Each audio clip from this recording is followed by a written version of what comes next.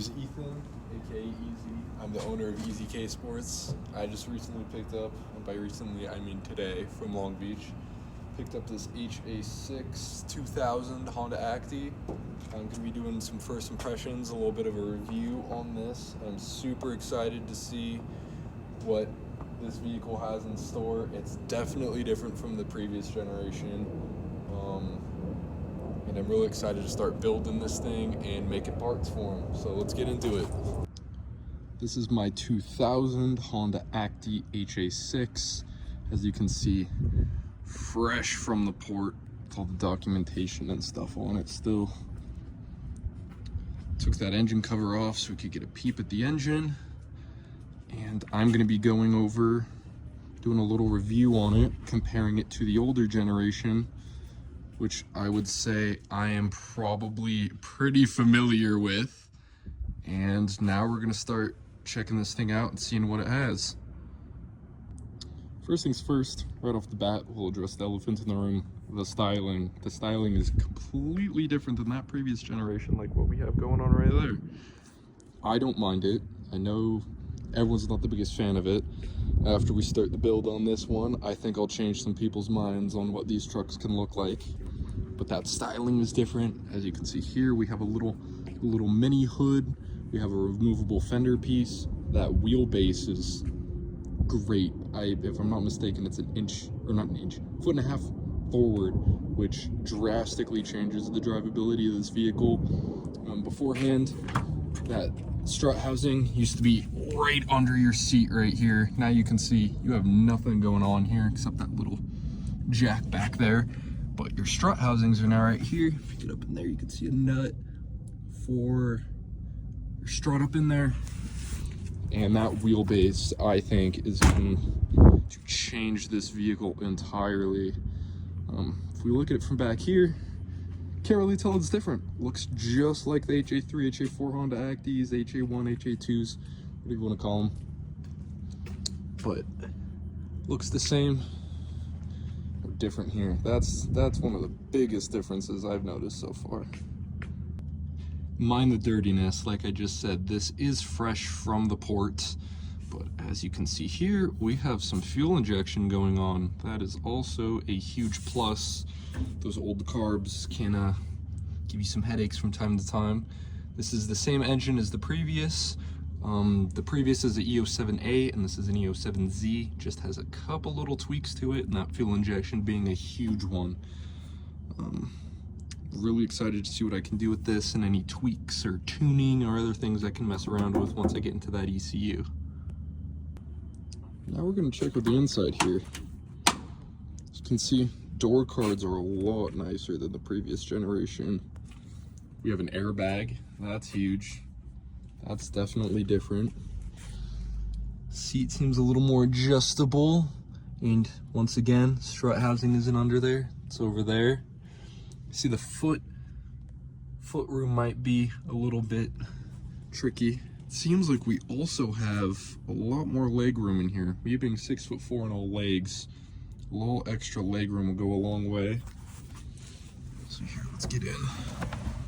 I can definitely swing in here easier than I can. The previous generation, my knees would be touching the blinkers like that. Blinkers and windshield wiper, so that's nice. I might need to do an aftermarket steering wheel just so I can push this out a little bit of ways. I see how my legs are still close, but that's only a steering wheel problem. I have so much more knee room in here, as you can see. So that's super exciting. Mine is a 5-speed manual, which I'm pretty sure that is the standard. I don't know if 4 speeds are standard in here at all, but shifter actually seems pretty good. I don't know if I need to do bushings, but 5-speed manual, big thing down here. Finally have cup holders. When I make my strut brace, I'll still probably have a cup holder that mounts off of here because that's kind of far down. I don't feel like reaching there, but having OEM cup holders is huge. Next, we'll be going over the storage that's in here. As you can see, I have some poverty buttons. This one, I'm pretty sure, is the bed light. We have our hazards. I don't have an AC model, but I do have my controls here. That seems like the only speaker, which I'm kind of bummed out about, especially with these door cards. I don't know if I'll be able to do audio system like I did in the previous ones, but oh, you know me, I'll get it figured out. But I am loving this interior compared to the older ones. Feels a lot more put together and thought through. I'm assuming this is probably going to be our brake fluid. Yep, it is. Kind of similar to what we had going on in the previous generations. Let's get this put back on here. We have our little controllable vents. Let's go over the storage. So we have our little glove box down here. That's cute. Has a little clip thing, maybe for registration. Is that a little clip for a pen? That looks like that might hold a pen in there. That's kind of neat. Nice deep glove box. Can put some of your documentation in there. Then we have this cubby right over here, nice and deep in here. Doesn't look like it opens up or does anything. As you can see, I have my screwdriver from when I put my custom plate on the front and a sticker that I'll put on here. So that's a nice little cubby in there. We have this one up here. Don't know what I'll be doing in here. I don't know. This one does have a tack. Maybe I'll make a little panel that goes in here with some gauges in here. That would be nice and clean, because doesn't seem like this will be a very useful pocket for when you're driving. So that might be a nice little other gauge cluster right there. It's not like you got to look over too hard for it. Or not. That might be stupid. I'm just talking out loud. But as far as other storage goes, we got this little thing in here. We might put some coins or business cards or other things in there. Got down here. That's a nice little pocket. Definitely bigger pocket and a little more thought out than the previous generation. Still got manual windows, but these ones are actually pretty smooth. As you see, I already rolled them down, so I got that figured out. But more storage. Have a little bit under the seat here, not a ton. I don't know what I'll be doing with that exactly. Like the previous generation, the seat flips up. You have plenty of room down here now. Ignore the vest. I needed that to pick up the glove. Crazy amount of room down in here. Since we have a firewall that's pushed farther up, we have more room up in there, which is great. And down here, looks like this might, oh yeah, it does flip down. So that flips down, so that can be flat. In like the previous generation, I'm assuming. Oh, okay, well this one's definitely held up by that little bracket there, so let's get that back up. Pull this out again. Release. And now we're good to go. That's a nice little storage pocket. A ton of room in here. Usually I would have my Easy logo right here with the strut brace, but we don't have strut towers under the seats anymore, so I'll need to figure out how to get a strut brace going for this one. Oh, totally missed that. We have some storage in here. That's kind of nice. Might make a little cubby that slides in and out, kind of like the cigarettes would do. Got a 12-volt cigarette lighter. That's nice. I'll charge my car with that one. Cigarette lighter, this little cubby. The storage in here is crazy. We don't have a bottom pocket on the door card on this side, but we do have a little one here. I'm sure my girlfriend will stick straws and other crap in there that I'll need to clean out. Down here's that lever, that little front hood. Let's get that pressed, and we'll come over here, and we're gonna get this checked out. Let's come get this front hood checked out. Pretty easy to open up. Get this over here. Let's get that hooked in. We got our horn, coolant reservoir, radiator. Got our fuse box. Looks like a fuse box, yeah. It's in Japanese though. We got our wiper fluid, and then peeking down here, you can see the little red, and a bit of the rid of that terminal and a bit of the battery. We got our battery down there. A little stamp plate, VIN. See if there's anything else hiding in here. No, just some wiring. Take our headlights out. Yeah, little hood. I would say I prefer much better keeping this stuff up in here rather than down on the sides of your vehicles and under your seat. So this is nice. I like that. Let's check more of the mechanics out on this car now. If I'm not mistaken, this little hole right here is supposed to be a step, so you can get up in here a little bit easier. Me being as tall as I am, I can kind of just swing my leg up in there, but when I do my side panels, that'll probably get covered. We have that frame drops a little bit more down here, more so than it used to, which is nice. Could maybe do some ammo can storage up in here. Leaf springs definitely seem beefier. Engine mount in the same spot. Got our top timing cover with the alternator belt, our timing cover back here. Dipstick, same as the older ones. Rear end basically the same. Pretty sure those are the same tail lights. Probably the same plate light. All of this tooling seems to be the same, minus these bumpers. Wrap around a little bit more. Airbox in the same spot. Exhaust in the same spot. This exhaust is definitely different than the older one though. Seems like it's two smaller mufflers. What we got going on over here that's any different?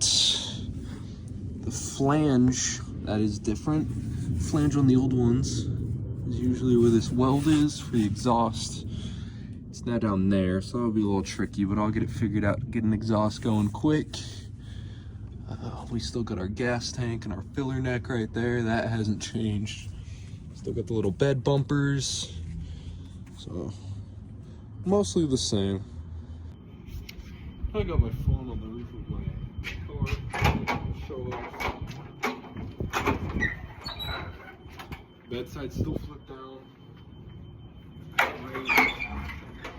Still clear that stock tire. Yep. So if you're running stocks, you can drive around with the bedsides flipped down. No problem. These flip all the way down. Now we got a flat bed. So that hasn't changed. That's nice. Still very functional.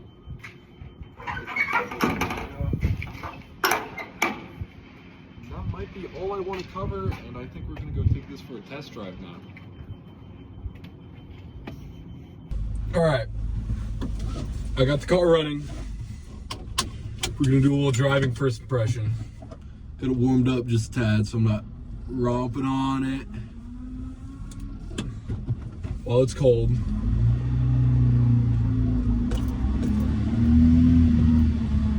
We're gonna get out the complex.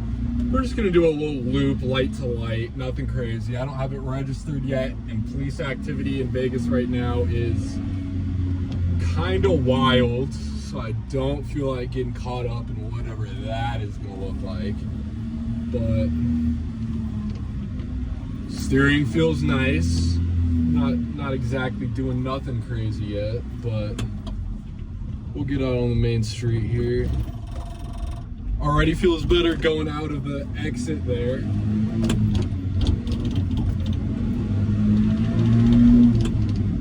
Okay.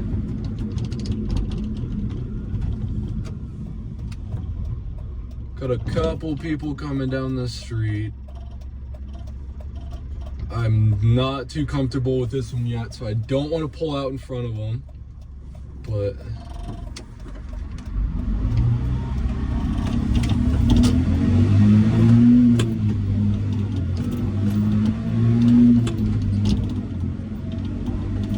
dude, this thing has so much more pep to it. Don't put your fucking blinker on, dude.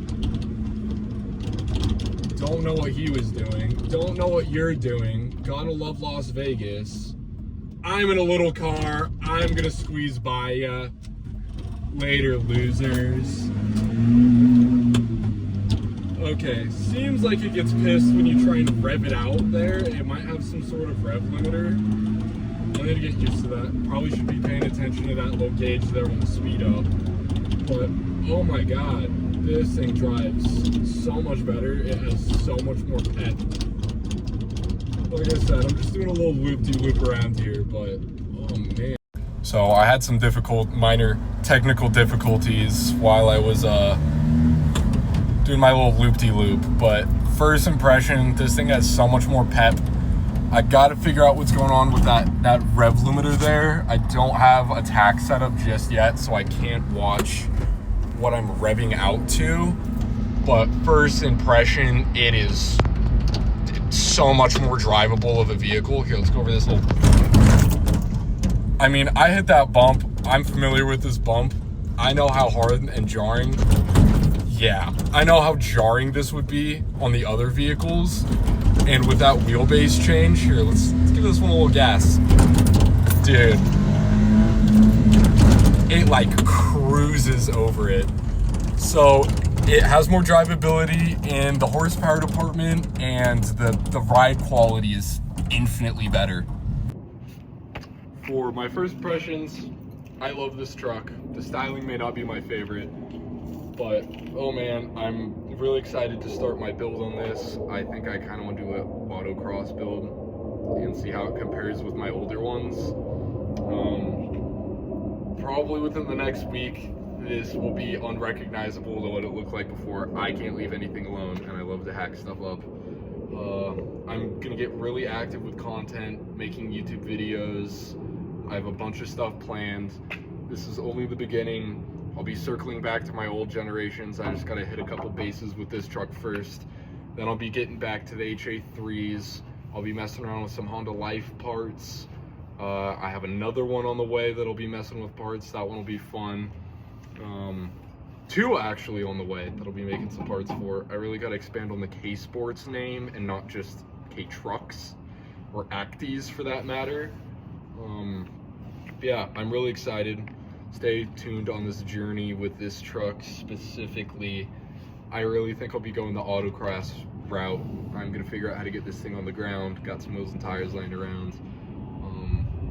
Definitely gonna be getting going on coilovers here in the next couple days, so we'll see how that pans out. But stay tuned for the journey. I already love this truck. I'm gonna go drive it up the street now and risk getting a ticket. I don't care. It's like mind-blowing how much more drivable this is. And stay tuned for more videos.